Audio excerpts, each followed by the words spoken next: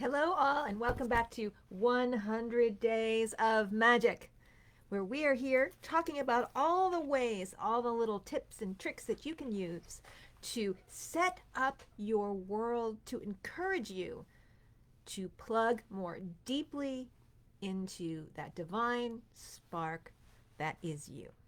My name is Donna Woodwell. I have a passion for giving people the keys to help support you in your process for unlocking that genius within you. You know, discovering your genius and plugging into your divine spark are fundamentally the same thing. So, I hold open this space at the crossroads of magic and mastery. I have several membership programs to help you set up a routine so that you are regularly in contact with spirit. I have training programs and classes to allow you to develop the language that the Western magical tradition is written in. All of these things for you to help you get in touch with that light within you, because ultimately, at the end of the day, that is the most important thing for our world right now, that you shine your light into the world. So, hello, Boris. Hello, Mary. Hello, Claudia. I'm glad you are here. It is so epic to know that you are all on this adventure with me and we are all working together, because the more people that work on something, the clearer and clearer the energy gets.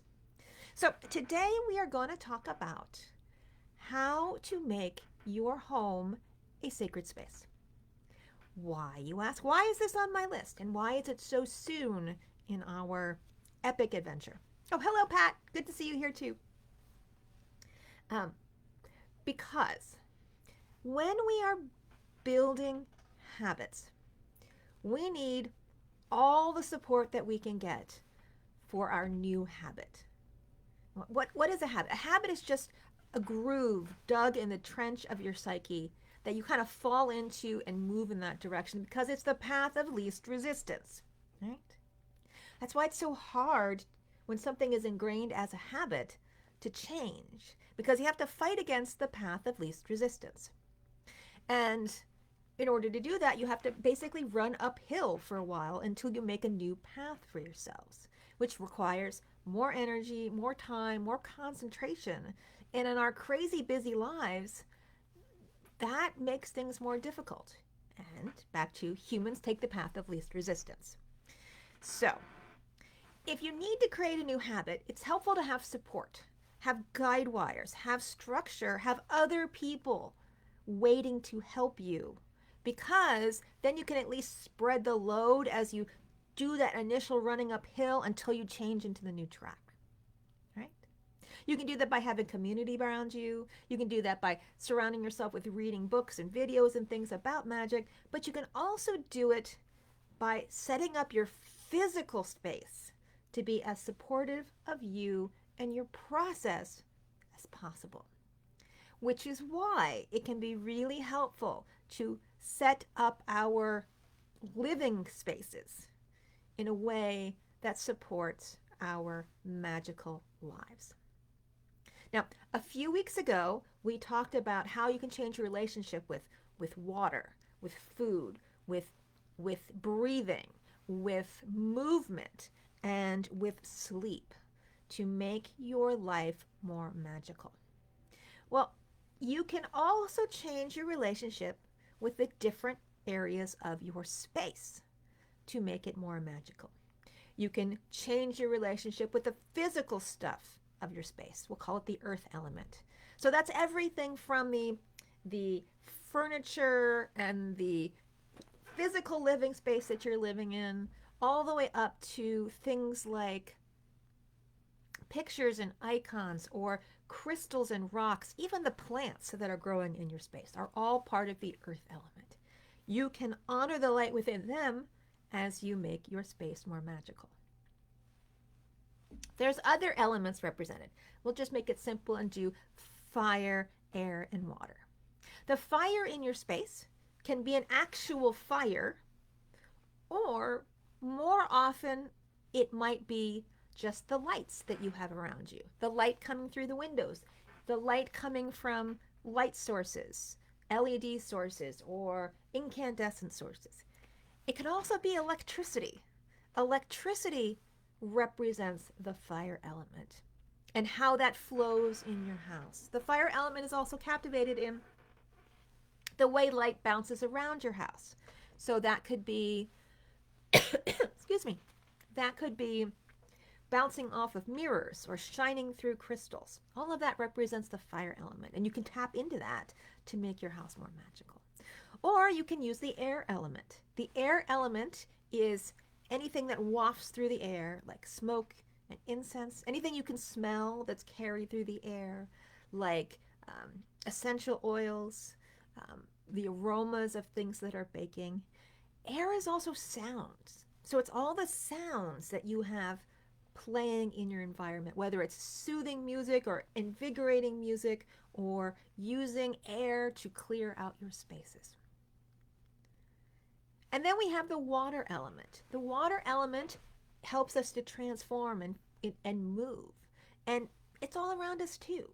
You know, we can have the water element show up in really obvious ways like water fountains, but we can also have it in more subtle ways, like spray bottles with water in them, or the water that we use for washing and cleaning, or a humidifier that pumps water into the air. Lots of ways that we can use water to transform our spaces. And finally, once you have a different kind of relationship with your space, once you have cleared out all the sludgy, dead, unused energies and then brighten them with more spirit, it's not enough to do that once.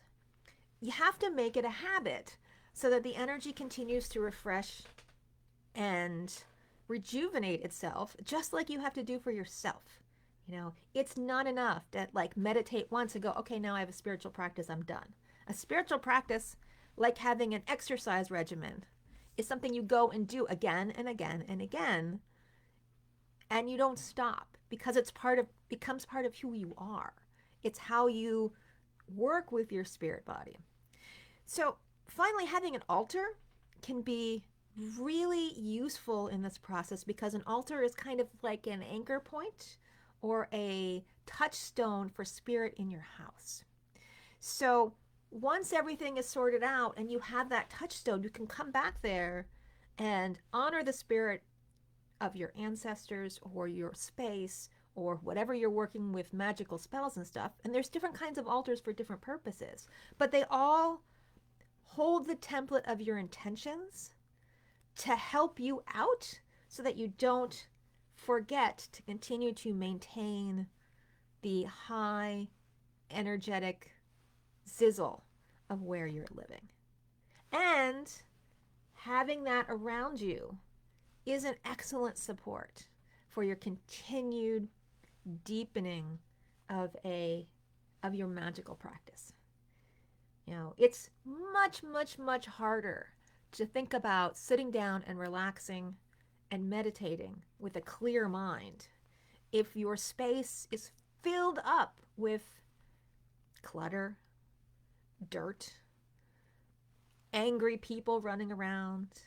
And that's not because you still retain that divine spark within you, but it's really hard to work with it when you're so directly enmeshed with some heavy, chaotic energies all around you every day.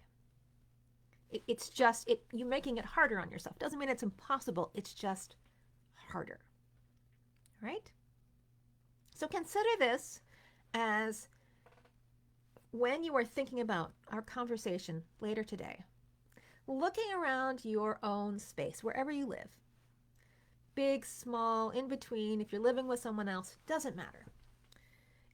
And ask yourself how much of it is contributing to your spiritual practice and how much of it is distracting you from your spiritual practice.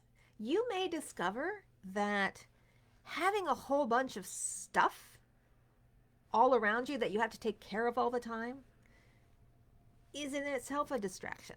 And you may realize if your spiritual practice is more important to you, then maybe you don't need all this stuff to begin with. So this is a start on a journey that may take some time, but at the end of the day, if you approach it well, will become part of your spiritual practice in a very profound kind of way. I think that's one of the reasons why so many people are attracted to the KonMari method of organization, because one of the things she suggests is going around and asking everything if it sparks joy. Well, sparks joy is just a nice way of saying to the muggles, does this connect you to your divine purpose? And if the answer is no, why are you investing in the energy to keep it in manifestation when it can go someplace else and help someplace else, somewhere else, someone else that it might be more aligned with, or give it back to the earth to be recycled and renewed in some other place, right? Everything in our lives is an opportunity for us to deepen in spirit, if you're willing to look at it that way, all right? So over the next couple days, we're going to be coming back to earth, fire, air, water, and an altar, and see more specifically how you can use them. I may, if I can figure out how to do these Facebook Lives on my phone, I might take you around my house and give you some concrete examples. No promises though, because we will see how these things work, okay? All right, so if you have any questions, feel free to put them in underneath this video in the comments section. I would love to continue chatting. If you have any spaces that you want to share with the group, maybe by the end of this, you can have like a before and after. Each day we will look around, we will walk around it, like look at the fire elements and how they're contributing. We will look at the air elements and how they're contributing, and so on. And because I think we all benefit when we share ideas and tips and tricks, and you may have things that other people haven't thought of before, who are more than welcome to like borrow, copy, steal, you know, all those things. Okay, I don't see any questions. I'm really glad Boris and Mary and Claudia and Pat have come today. I hope you are getting something out of all of these videos. I'm going to keep doing them because, dang it, I am going to get to 100 days. And we are on day 30 now, so I'm 1/3 of the way through. We can do this. Also, if you have any ideas or things that you want me to cover, feel free to tag me. I am Donna Woodwell. I would love to incorporate what is most important to you as we move forward in these sessions. Because, hey, as I said, I am here because I believe everyone has the potential to plug into their divine spirit, their divine spark, and shine that light into the world. And if I can help you do that in any way, that is what I am here for. All right? So once again, it was awesome talking to you all. I look forward to our continuing conversations. See you around the universe. Take care, everyone.